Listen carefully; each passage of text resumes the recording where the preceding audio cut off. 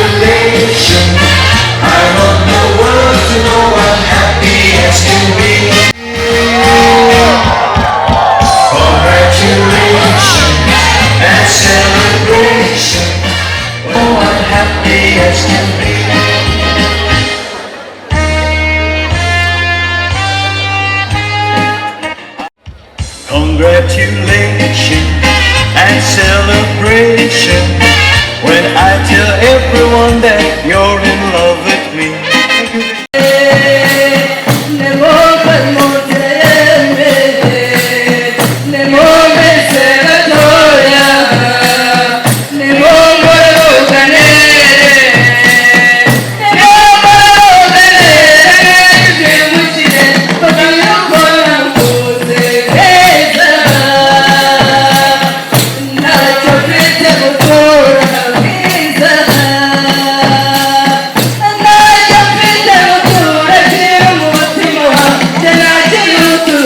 No.